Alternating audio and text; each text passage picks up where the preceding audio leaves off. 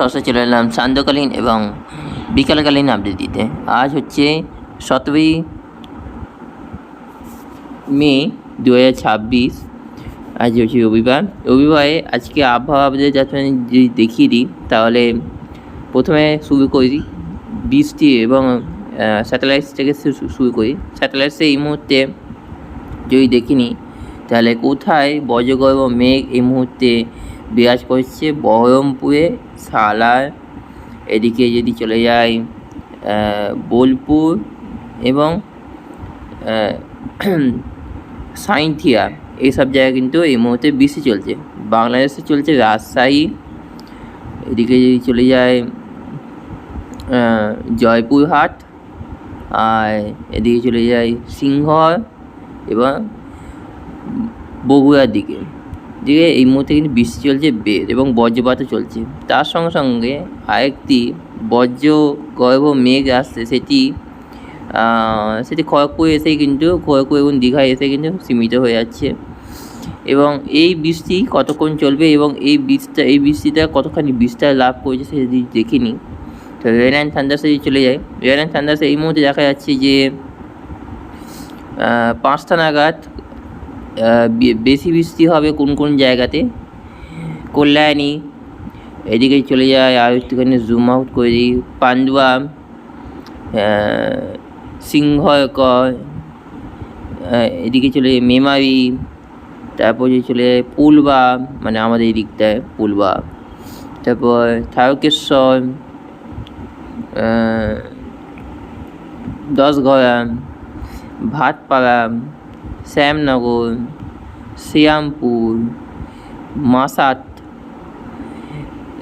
জঙ্গলপাড়া, এদিকে বাঁকুড়ার দিকে চলে যাচ্ছি আমরা, আরামবাগ, চন্দ্রকোনা, এদিকে চলে যাই বালিচক, খড়গপুর, এসব জায়গায় কিন্তু বৃষ্টি বেশি হবে।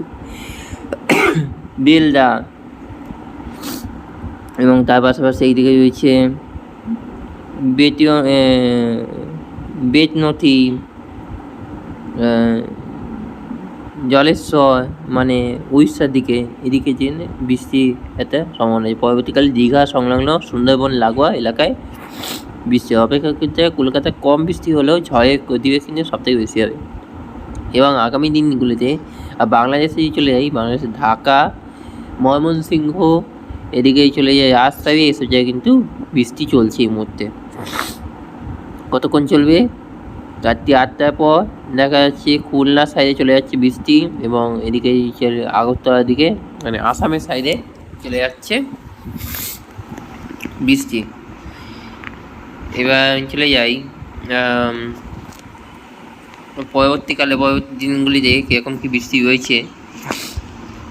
পরবর্তী দিনগুলিতে সিলেট এবং শিলচরে কিন্তু বেশি বৃষ্টির সম্ভাবনা রয়েছে। কলকাতাতে খুবই কম, কলকাতা না হলেই নয়।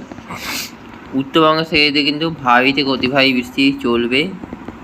21 তারিখে যেমন ঢাকা দিকে কিন্তু বৃষ্টি রয়েছে, রোজই বৃষ্টি রয়েছে উত্তর বাংলাদেশ এবং উত্তরবঙ্গে। এবং যে দেখলে পেলাম 31 তারিখ নাগাদ আবার একটা বৃষ্টি আসছে এবং তার আগে তো বজ্রগর্ভ মেঘ সঞ্চার হয়েছে, কিন্তু বৃষ্টি হবেই আমাদের জায়গায়, সেগুলো ডেলি আপডেটের মধ্যে আমরা দেখাবো।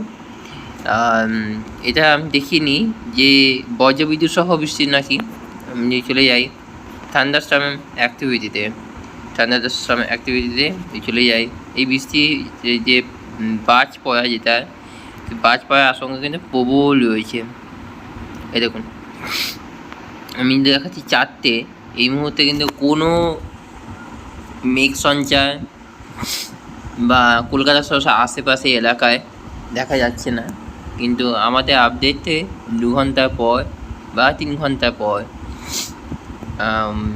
বৃষ্টি হয় এবং তার পাশাপাশি সঙ্গে সঙ্গেও হয়, যেটা রেডার্সের উপর এবং প্রকৃতির উপর নির্ভর করে, হাওয়ার উপর ডিপেন্ড করে সেটি মেঘ কোন দিকে যাচ্ছে। সেই জন্য আমি 4টে দেখাচ্ছি। 4টে দেখাচ্ছি ভাটপাড়া সাইডে এইসবে একটা বজ্রপাত সম্ভাবনা রয়েছে সব জায়গায়, পুরো লাইন বরাবর বাংলাদেশ থেকে একদম দীঘা সংলগ্ন এলাকা অবধি পুরো লাইন বরাবর কিন্তু বজ্রপাতের সম্ভাবনা রয়েছে। আর এই বজ্রপাত ওই 8টা 9টা নাগাদ বা রাত্রি 11টার পর কেটে যাবে। যদি চলে যাই একেবারে উইন্ডে, তাহলে উইন্ডে কোথাও কোনো ঘূর্ণিঝড় কিনা ঘূর্ণাবর্ত রয়েছে কিনা দেখে নিই। আজ হচ্ছে 17 তারিখ, আজকে তো কিছু নেই, বঙ্গোপসাগর পুরোই ফাঁকা। যদি স্পষ্ট করে দেখে নিই তাহলে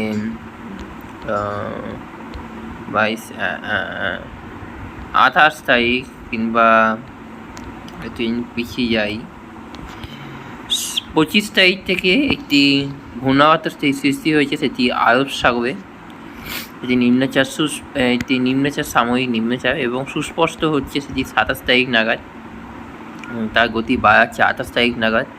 29 তারিখ নাগাদ একটি ঘূর্ণিঝড়ে পরিণত হচ্ছে। 29 তারিখ নাগাদ ঘূর্ণিঝড় এবং ঘূর্ণিঝড়ে তার গতিবেগ রয়েছে, গতিবেগ যদি চেক করে নিই, দাঁড়ান এক সেকেন্ড, এখানে গতিবেগেরটা একটুখানি গড়বড় রয়েছে। যদি আমি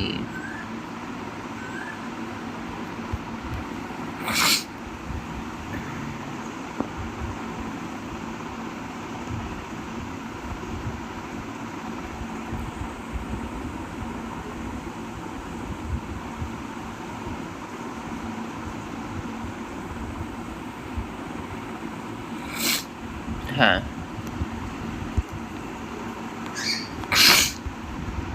চলে যাই গতিবেগ, যদি চলে যাই তাহলে গতিবেগ দেখাচ্ছে 93 কিলোমিটার। তাহলে গাস্টিং তাহলে 100 পার। গাস্টিং উইন্ড গাস্টিং যদি দেখে নিই 123, হ্যাঁ 123, কোথাও 130-এর কাছাকাছি চলে যাচ্ছে। হ্যাঁ, এবং সেই ঘূর্ণাবর্তটি চলে যাচ্ছে এবং সুপার সাইক্লোন, তার কারণ তার মেন গতিবেগ চলে যাচ্ছে 200 কিলোমিটারের কাছাকাছি, 202, 200 পার, ঠিক আছে, 205 কিলোমিটার গতিবেগে যাচ্ছে। এবং সেই গতিবেগে ওমান সাইডে কিন্তু আঁচে পড়বে সেই গতিবেগ নিয়ে, এবং সেখানে গতিবেগ তখন দাঁড়াবে প্রায়, যখন ওমানে যখন ঢুকবে তখন ল্যান্ডফল 259 কিলোমিটার পার আওয়ার, এবং যেটি আঘাত করবে 190 কিলোমিটার পার আওয়ার্সে, এবং বায়ু গতিবেগ গাস্টিং গতিবেগ থাকবে তখনও মেন জায়গায় 286 কিলোমিটার পার আওয়ার, মানে প্রায় 300 কাছাকাছি সুপার সাইক্লোন। এবং সেটি কিন্তু 256 গতিবেগে কিন্তু আছড়ে পড়বে, এবং সেটি ডাঙায় আছড়ে পড়ার পর 191 কিলোমিটার। এই সুপার সাইক্লোনের ওপর আমাদের নজর থাকবে আগামী দিনগুলিতে আদৌ আছে কি না। এবং তার পাশাপাশি এই বঙ্গোপসাগরে আরেকটি নিম্নচাপ দেখা যাচ্ছে, এবং সেটি কতখানি কি গতিবেগ থাকবে 81 কিলোমিটার পার আওয়ার দেখতে পাচ্ছি, সেটা আমরা পরবর্তীকালে আমরা আপডেট নিয়ে আসবো, এবং সুপার সাইক্লোনের দিকে আপডেট থাকে। চলে যাই টেম্পারেচার দিয়ে আমি ভিডিওটা শেষ করি। টেম্পারেচার প্রায় এই মুহূর্তে জামশেদপুর 35, পুরুলিয়া 35, বাঁকুড়া 33, চন্দ্রকোনা 29, কোলাঘাট 29-এর ভেতর তাই রয়েছে সব কথায়। এবং কৃষ্ণনগর সাইডে, বর্ধমান সাইড 30-এর ভেতর, সালার 32, বহরমপুর 33, এবং উত্তরবঙ্গ সাইডে যদি দেখে নিই তাহলে 26-এর ভেতর থাকবে উত্তরবঙ্গ, এবং বাংলাদেশে থাকবে 30 থেকে 27-এর ভেতর রয়েছে, যেহেতু ময়মনসিংহে এই মুহূর্তে বেশি চলছে, আর পুরো বাংলাদেশে 28 থেকে 31-এর ভেতর। আগামীকাল টপ 2 নাগাদ কলকাতায় থাকবে 36, খড়গপুরে 38, হ্যাঁ 2 চলে, হ্যাঁ খড়গপুরে 48, জামশেদপুর 39, ধানবাড়ি চলে যাচ্ছে 41-এর ভেতর, সিউড়ি চলে যাচ্ছে 40-এর ভেতর, কারণ সিউড়িতে চাপ প্রবাহ রয়েছে। আর শিলিগুড়ি, আলিপুরদুয়ারে থাকবে 30-এর ভেতর। আর বাকি বাংলাদেশ থাকবে 35 থেকে 33 থেকে 35-এর ভেতর, ঠিক আছে। আর গরমে তীব্রতা যদি চলে যাই, প্রত্যেক দিন যদি 2 নাগাদ যদি স্কেল বার করি তাহলে 38-39-এর ভেতর থাকবে।